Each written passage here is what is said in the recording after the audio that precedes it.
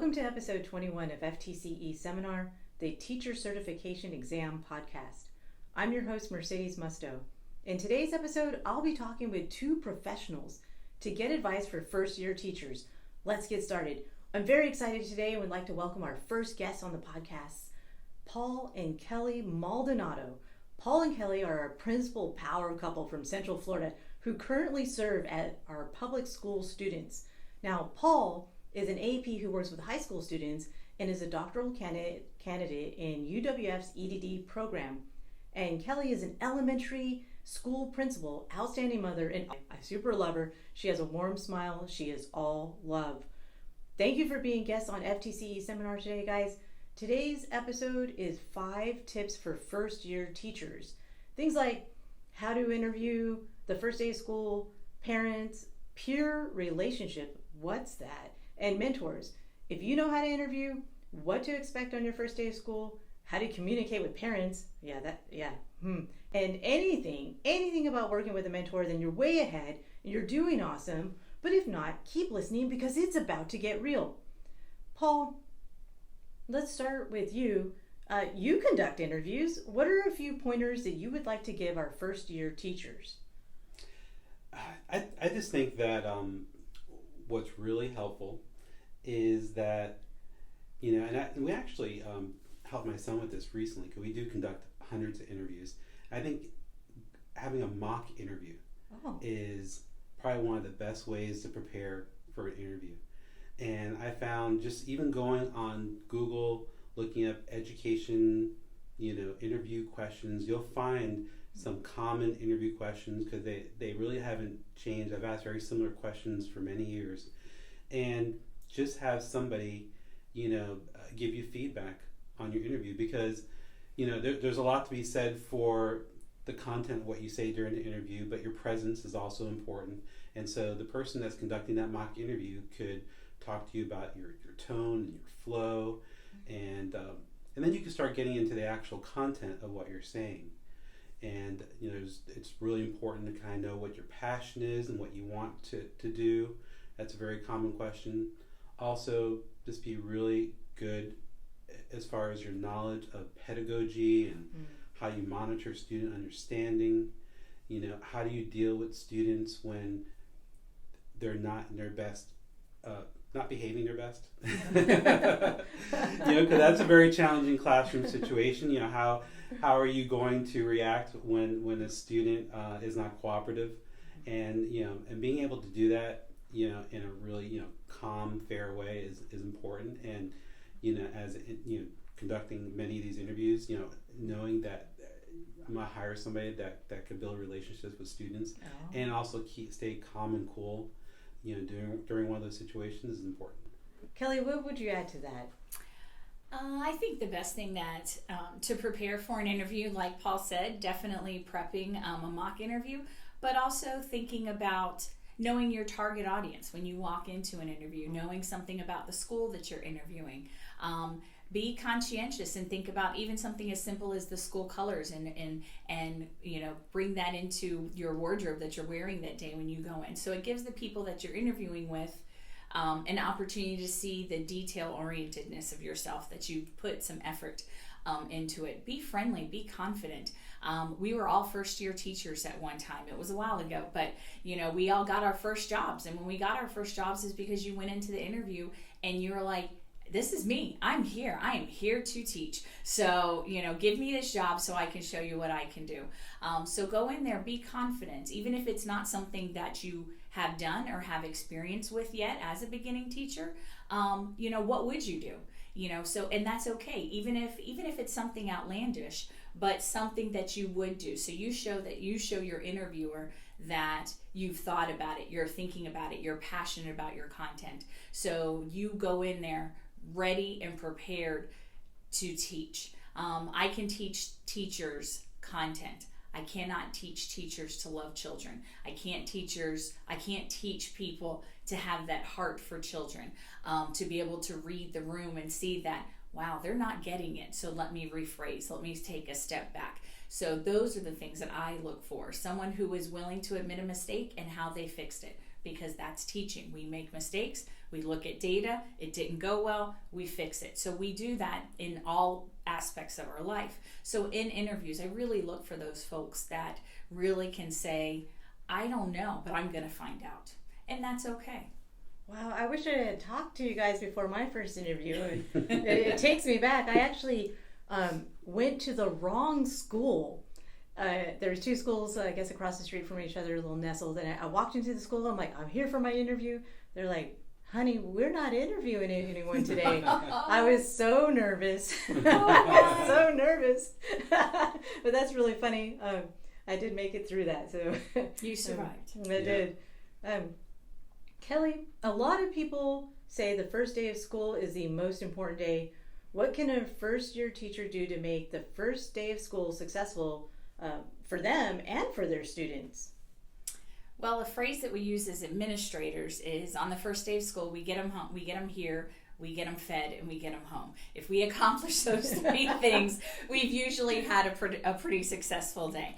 But I think one of the best things that you can do is start proactively at the beginning of the year. So even before school starts and before the first day of school, make those proactive calls to families and just introduce yourselves. Hi, I'm Mrs. Maldanado, and I'm going to be your son's 8th grade reading teacher. I'm so excited to have him in my class. I can't wait to meet him on Monday. So I start making those positive deposits in that relationship with my students and with my families. And then on the first day of school, me personally, I make it a point to know everybody's name. Even in my position now as a principal, I know every single student, I know every single parent. So when they walk up to the door, I can say, hello, Miss Musto, I can say, hello, Mercedes, to every single student. And it makes a difference. It is quite powerful, even on the first day of school, when I can turn to say, Paul, what do you think of this? And they're like, oh, she knows our names already. So I think that is a great first step to building relationships. I think in the old school way, it was always, don't smile until December. We've all heard those things. I guess in certain situations that might work. But I think it's better to start with a positive relationship with students, start to, just enjoy, let them get to see you as a human being and as a person and get to know you. And for many years, I taught 8th grade intensive reading. So these were, generally the most struggling students. By the time they got to 8th grade, they were usually boys, usually over age, had been retained a couple of times. So they were 16, 17 years old, still in middle school. And they knew they weren't good at reading. So it was that extra step just to get them comfortable and to like coming to your class. I think those are huge first steps for a first day of school, of getting to know your students. Not that you don't have enough time, because I think that's always the pressure in education as we run out of time, but taking that time in the beginning to build those relationships will save you innumerable time later, when you can just turn to a student and say, I need you to settle down and we're going to do this today. Okay. Just because they understand that you've not always been that drill sergeant. You can be that real person, and that you're going to hold them accountable, and we're going to toe the line, and we're going to get our work done, and you guys are going to learn. That's not an option. Failure is not an option. We're going to learn. But setting that relationship piece and building rapport with your students and with your families is just immense at the beginning of the year. That is so cool. I don't know, Paul. I what do you think? Everything that Kelly said, of course, but it's just one of the things that I know is really important is first impressions with your students. And then, even though you may not be meeting the parents right away, a lot of schools do have like a meet teacher type event prior to, but those first impressions are really important. And the students are really watching you in your classroom, how you operate. If they see that things are not organized, and you don't have procedures in place, and you don't have rules, and you don't have expectations and things like that, you can pretty much expect that it's going to be chaos. And they're gonna know right away. So yeah, and it's true. We always would hear that, don't smile. You have to be like really mean or whatever. The first few months of school. But I think what it really is that once the students can see that you're on top of your game, and they see that, they're gonna know, and then they're gonna go home like, oh yeah, Mr. or Mrs. So and so, yeah, it was great. Da da da da. The kids know if they're with a teacher that knows what they're doing. So being really prepared and that first impression is really important. I think knowing the students' names is up there. I know when I was in the classroom, that was something I did. I generally knew most of my students' names by the first or second day. And I cheated a little bit. I used a lot of short-term memory, which eventually turned to long-term memory. But I would suggest, putting them in a seating chart, and we would have, icebreaker, and then I would have them in the seating chart, and I would start going off the seating chart and doing like a spaced repetition thing. I would go like the first row and say, Sally, Joe, Paul, whatever. Sally, Joe, Paul, whatever. Repeat that, da da da. All right, let me look, match faces with names, and just practice them. So before the end of the class, though, I can say, all right, I know everybody's names. And they're like, no, you don't know them. I'm like, yes, I do. All right, watch me. Okay. Look, hide the seating chart. Okay, I'll hide that. Okay. Blah, blah, blah, and go up and down the rows. Right? Just kind of use short-term memory, and I kind of use that seating chart to kind of like just quickly memorize them. And, you just kind of memorized where we were. I bet you wouldn't know if we weren't sitting here. All right? Okay, go ahead, switch your seats. So they would get up, and they would switch their seats. And somehow I still kind of remember who they were. I still, it threw me off a little bit. But the fact that I made the effort to learn their names and to learn them right away and start calling them by their first names was very powerful. And I think that the last thing I like to close out with is the use of communication tools and technology. Phone calls are great. Emails, are a really powerful tool. One of the things that we've turned to lately is using text messaging. So our district recently purchased a program called Talking Points, which kind of allows us to email the parents directly, or not email, sorry, text message them directly. Through the program. Mm-hmm. We could do it in groups. We could do it individually. It syncs with our student management system, so we know that we are, texting the parent, not, somebody who's not really authorized to get those messages. And it's been very powerful to use that type of technology. Prior to that, I know we dabbled a little bit with using like Google Voice, but having a dedicated program where we can communicate directly with the parents, I know teachers that keep up you use it through a web browser. And they keep up the web browser throughout the day. And whether it's positive news or just updates or whatever, they have it at their fingertips, and they could just quickly let parents know what's going on. And it's two-way. It's two-way communication, so our parents can communicate back with us as well, which is very, very beneficial, because so much information is just one-sided. It's coming from the school out to families, but to give parents the voice to be able to communicate back a quick question, or hey, what time does this event start, or how was Paul in class today? He left this morning and he wasn't in a good mood. How did his day go? Things like that. And for a teacher, it's just, they can do it on their phone, they can do it on an iPad, on a computer, on a laptop, and just be able to quickly, like a text message, and just respond has been very beneficial. That is so good to hear. I know you brought up spaced repetition, and I do have to shout out, that is one of our episodes on FTCE Seminar. So if you heard Paul talk about spaced repetition helps your memory recall, and you want to learn more about that, check out a previous episode called Spaced Repetition Study Hacks.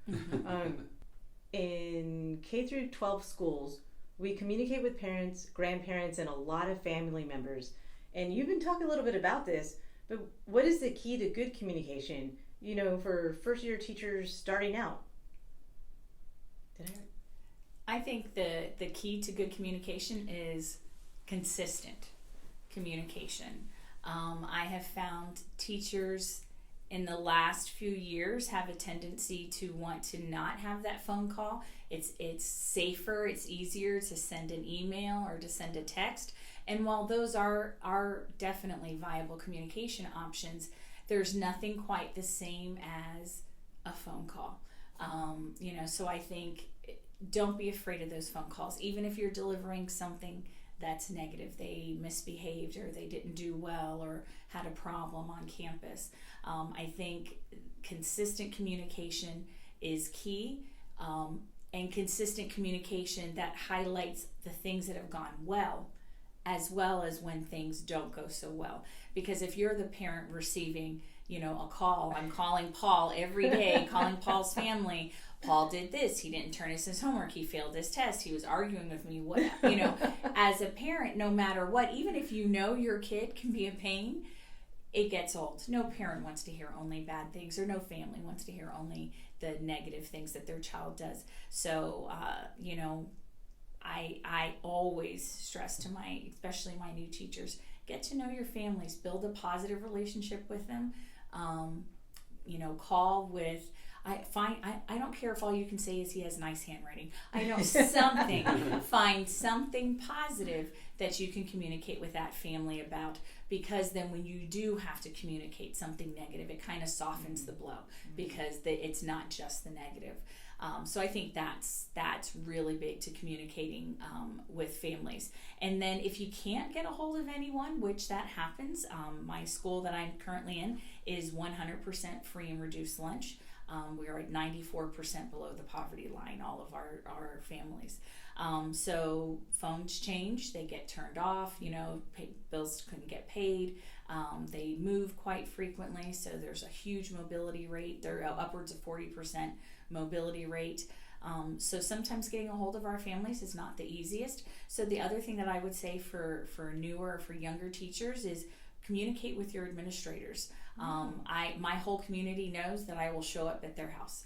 I do home visits all the time. If I can't communicate with you through traditional means, I'm going to go to your hotel, I'm going to go to wherever you're staying, or to your house or apartment, and I will show up there and say, hey, so-and-so hasn't been in school in 3 days and we haven't seen them. We need them in school. Oh, I'm so embarrassed, we don't have a car right now. Okay, well, what's the barrier?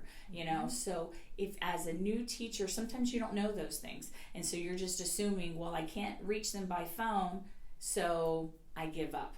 There's so many methods out there. Work with your school administrator, work with your school counselors, with your school social workers.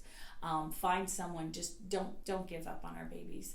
And find a way to communicate with their families, because where there's a will, there's a way, and we need them in school. Our kids stand the greatest chance if they're actually in our seats. So whatever we need to do to get them there, we need to do.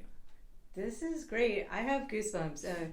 I wish that everyone could get these advice before they get in the classroom, or even if you just got in the classroom, or even if you've been in just a few years. I know that I got stuck sometimes, and I thought, well, what am I supposed to do? And part of me is that I wasn't reaching out asking for help, and that would have been good advice for me. Paul, what would you like to add to communicating with parents and families? Yeah, I think it's a really important topic. I think that, again, everything that Kelly said, I just want to just add a few more things to it, because everything she said is very important.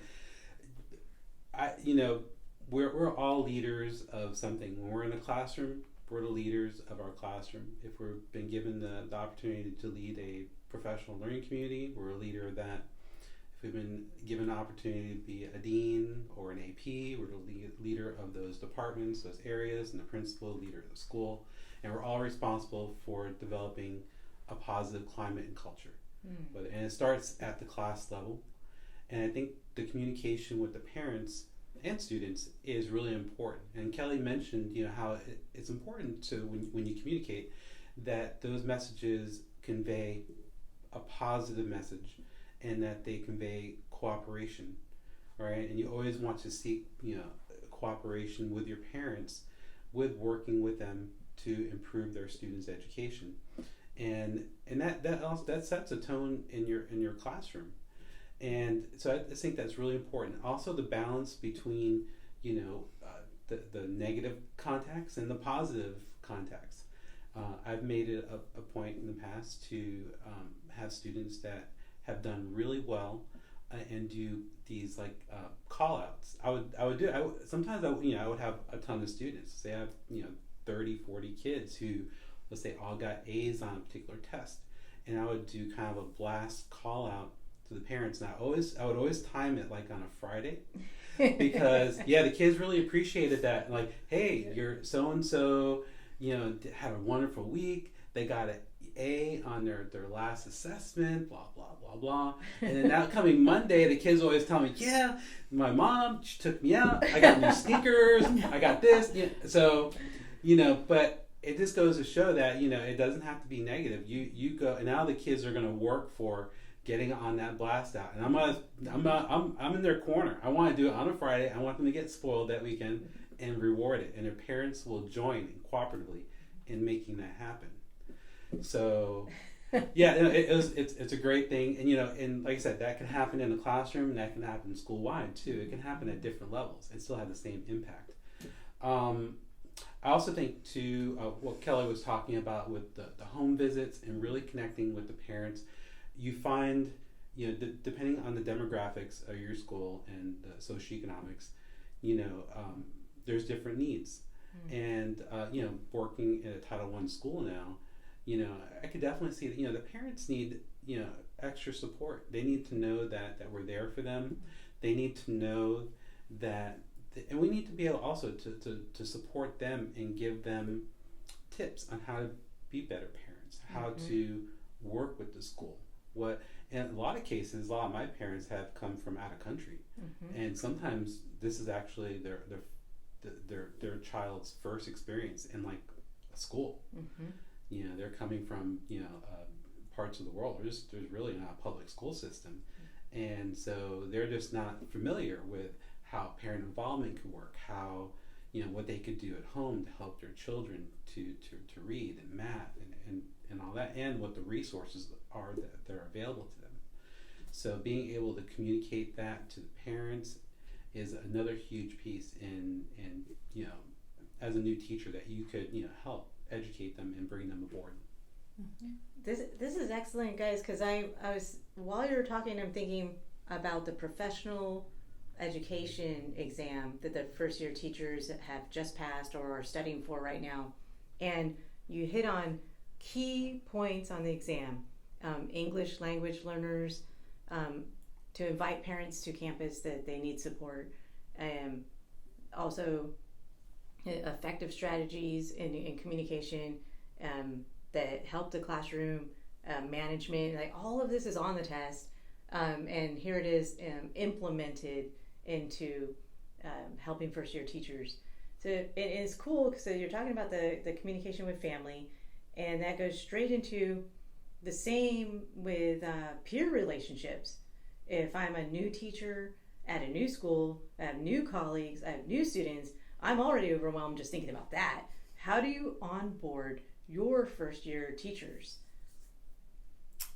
When I think about onboarding I think about creating a welcoming atmosphere for my new teachers. They're already nervous and scared. They're a little freaked out about the first day of school. I just think we had pre-planning when they really got to come on campus for the first time and see their classroom, and all of that was just in August. So it's they're in month 2 of their career.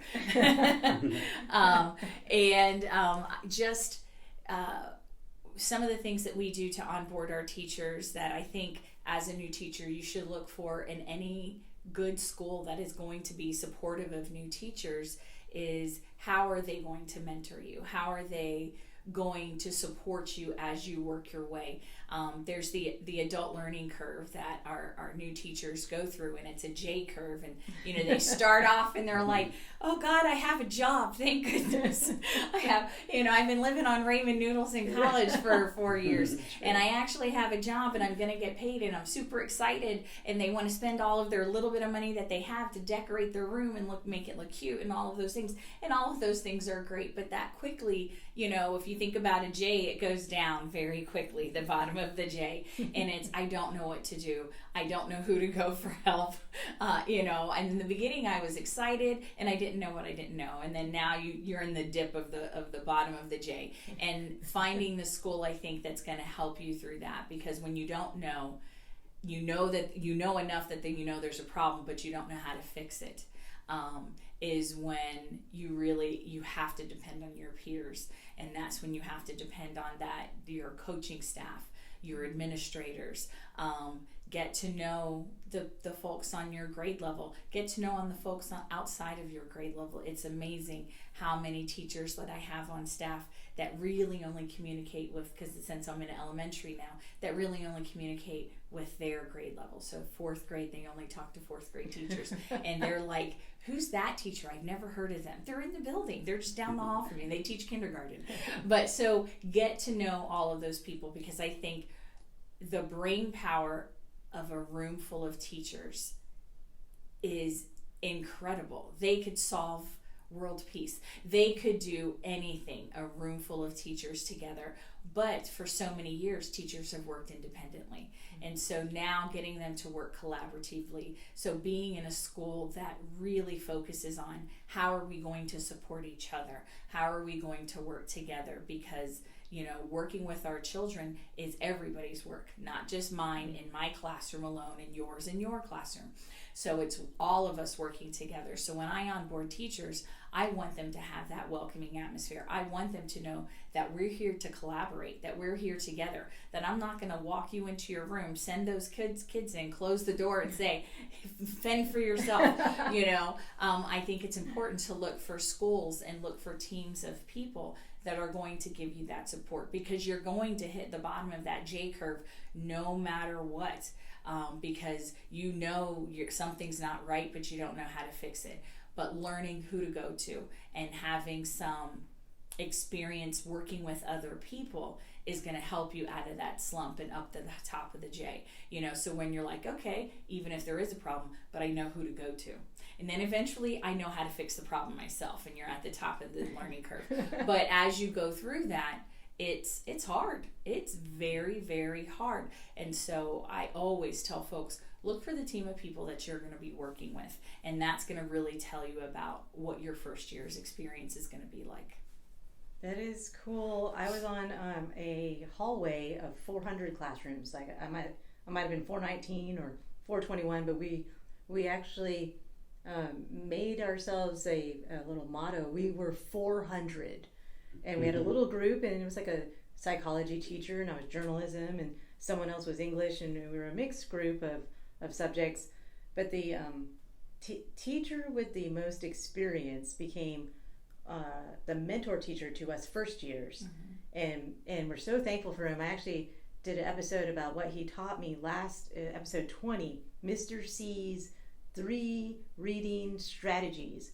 So shout out to Mr. C, my mentor teacher.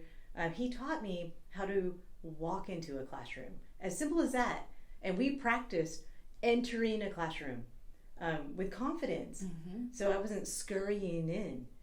No, you stand up, put your shoulders back, walk. No skulking. Yes, this is yours. And I was so proud. And I went on to teach others, this is how you walk. This is you. Paul, what about peer relationships? Yeah, I believe those are really important. I think the group collaborative atmosphere is very important. Pairing them up with a mentor is extremely important. But I also think that one of the things that's going to make or break their career is how strong they become as an instructor. So really also pairing them up with our instructional coach. So they're getting continuous feedback. Not always necessarily from me, because I know a lot of times, getting the feedback from your boss can be kind of intimidating. But if you get it from maybe like an instructional coach, whatever, and I always try to, not to really kind of step back a little bit and let them do their thing.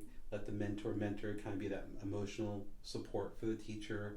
The instructional coach kind of pushes in, goes into class, does a side-by-side, maybe, And then in my situation, it's a little bit different than elementary, because many times in elementary, they have a degree and they've had an internship. Not all the time, but I know there's exceptions to that. But in secondary, I get a lot of people that we hire are coming from other sectors. They don't necessarily have an education background, so we're really starting from scratch. They've never had an opportunity to teach side by side with anybody or to see it modeled or anything like that. So really getting the instructional coaches in there to offer like side by side teaching, modeling the teaching for them, offering opportunities to push into other classrooms to see that, in addition to working in their professional learning community, all together really provide a very powerful support system for new teachers and a way for them to work with their peers to really improve quickly.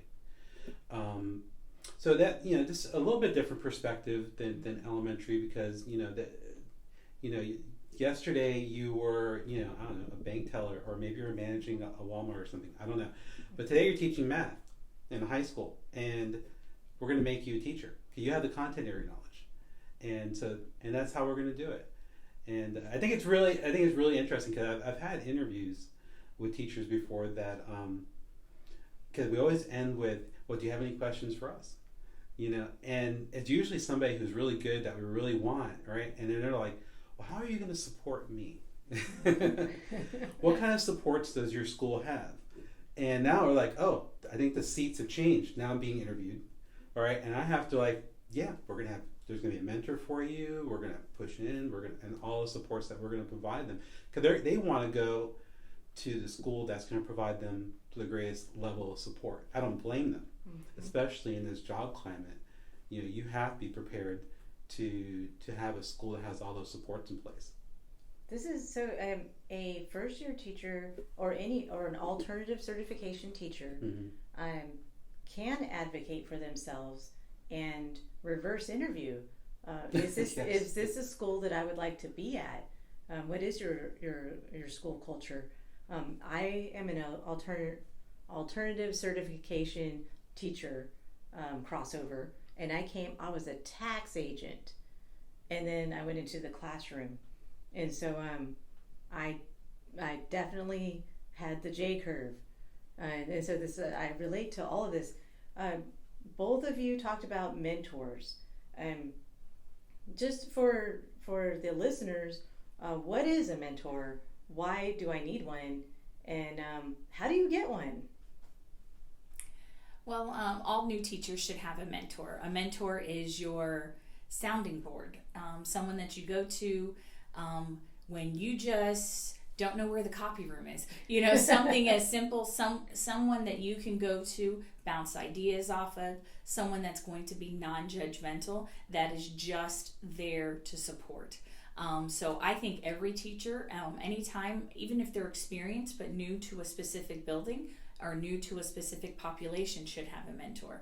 I don't think it is something that it should ever be conceived of as negative, that you have a mentor because you need help. No, it shouldn't ever be conceived as that. It should be, I have a mentor so we can help each other, so we can support each other. I think it's important for new teachers to trust their mentor, to look for someone who has maybe a similar path as them if they went through an alternate certification program, so they can kind of help them through, because there's paperwork that needs to get done, and if you've not done it, you don't know how to do that. So I think it's good to have similar experiences in education.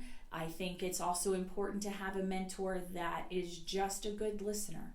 I think that's very important. Sometimes teachers they don't want you necessarily to solve their problem, but they need to vent. They're frustrated.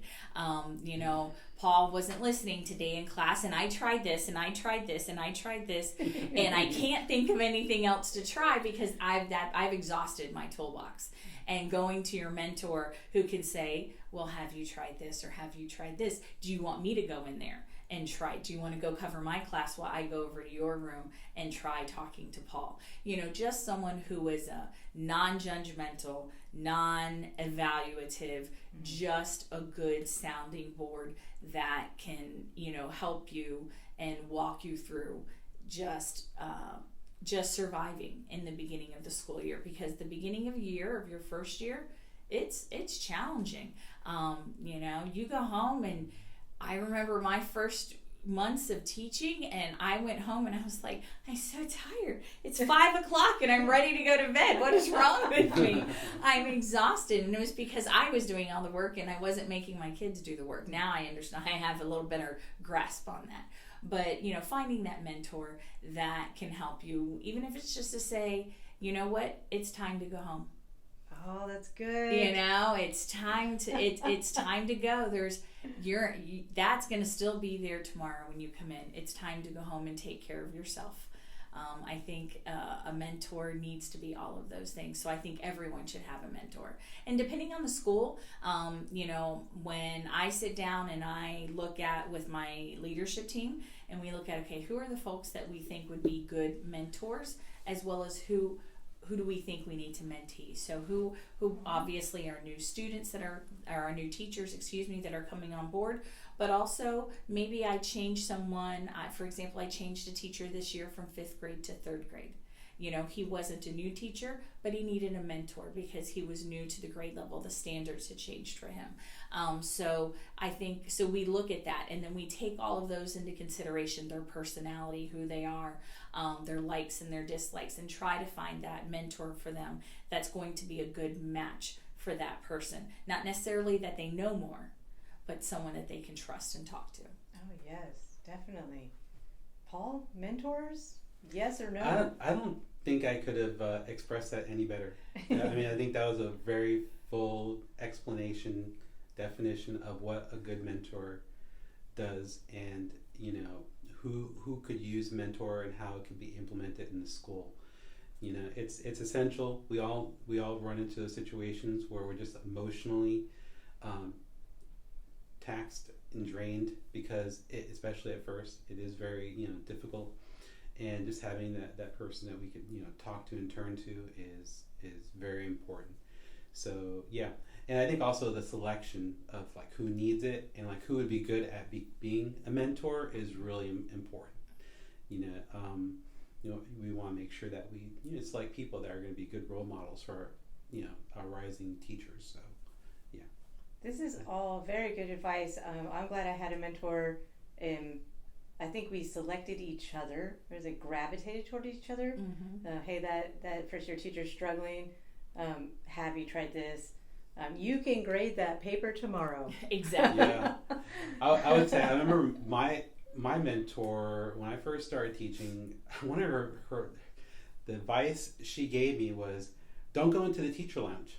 That was well, and I understand that now, because at the time and at that school, the way things were, where there was a lot of negativity in there, and that was good advice for me. I didn't really need to hear that at that time, so I appreciate that. That wasn't something I needed to listen to at that time. I was, I needed to form my own opinions and myself as a teacher and develop myself, and that was, that was really good. Personal agency. I think one of the takeaways for me today is the school climate and culture, and how hard that our power principal couple has worked to change the school climate and culture from don't smile to December to smile before the first day of school, in your heart, reach out, communicate with parents, know your students' names. You want them there. You love them. We love what we do. I love being in the classroom, and now I miss students when I'm not around them, and so I'm really glad to have you guys here today. Do you have any last thoughts that you'd like to share? Enjoy your kids. Have fun with them. The year goes by quick. Enjoy. Every day's a fresh start. We all make mistakes. We make them as adults. Our kids make them. Don't hold grudges. That is so true. That was shared with me. It's a new day in 9th grade every day. Every day. Every day. Mm-hmm. Yes. I would just say that growing up, I'm trying to decide, what is my career path? And it's always been, I want a job that doesn't feel like a job. I want to go to work and really enjoy what I'm doing and get paid for something that I'm like, that I really love doing. And being an educator has fulfilled that. I mean, I have, had many days where I'm like, am I really getting paid to do this? And what keeps you coming every day are your students and those relationships that you build with your students and your parents. And then it really starts to pay off, after a year or two or further down the road, when you keep track of these students and you see them grow and improve and their accomplishments, and you share in those accomplishments, and it kind of feeds into the importance that you've had in their path towards success. So it's a wonderful career, and those are some things to look forward to. That is so inspiring. This is why we're teachers. Thank you so much for joining us on FTCE Seminar. Normally we talk about studying. Today we talked about preparing for your first job. This is your host, Mercedes Musto. Join me again on FTCE Seminar, a teacher certification exam podcast, so you can prep to pass the FTCE.